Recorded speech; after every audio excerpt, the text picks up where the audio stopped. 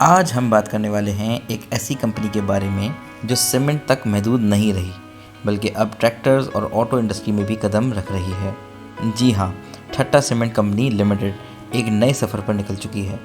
Cement industry का एक मशहूर नाम जो अब पाकिस्तान के इंडस्ट्रियल सेक्शन में नए दौर का आगाज़ कर रहा है। अगर आप इन्वेस्टमेंट या बिज़नेस अपॉर्चुनिटीज़ में इंटरेस्टेड हैं तो इस वीडियो को एंड तक देखिए। सबसे पहले बात करते हैं ठट्टा सीमेंट के असल बिजनेस की, यानी सीमेंट मैन्युफैक्चरिंग।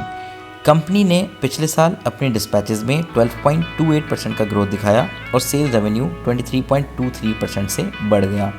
लेकिन सबसे ज़बरदस्त बात यह है कि ग्रॉस प्रॉफिट मार्जिन 21.16% से बढ़ के 31.21% पर चला गया। इसका सबसे बड़ा रीज़न कॉस्ट ऑप्टिमाइजेशन और डोमेस्टिक कोल का इस्तेमाल है, जो इंपोर्टेड कोल के मुकाबले में काफ़ी सस्ता है। और सिर्फ यही नहीं, ठट्टा सीमेंट अपनी एनर्जी कॉस्ट भी कम कर रही है। 5 मेगावाट का सोलर पावर प्लांट ऑलरेडी काम कर रहा है और 4.8 मेगावाट का विंड एनर्जी प्रोजेक्ट भी प्लान हो चुका है। लेकिन ठट्टा सीमेंट की सबसे बड़ी और एक्साइटिंग डेवलपमेंट है ट्रैक्टर बिजनेस में उसकी एंट्री। कंपनी ने मिन्सवर्क tractor and assembling private limited में ₹500 मिलियन इन्वेस्ट किए हैं। ये इन्वेस्टमेंट पाकिस्तान की fast growing agriculture machinery industry का हिस्सा बनने का एक बड़ा कदम है। अब सवाल ये है कि ठट्टा सीमेंट ट्रैक्टर कैसे बनाएगी।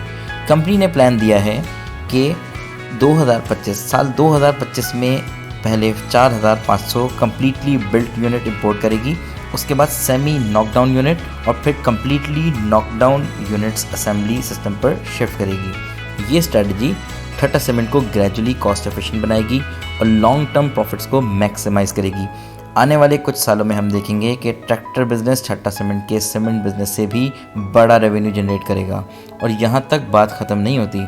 ठट्टा सीमेंट सिर्फ ट्रैक्टर्स तक रुक नहीं रही, बल्कि ऑटो सेक्टर में भी एंट्री करने का सोच रही है।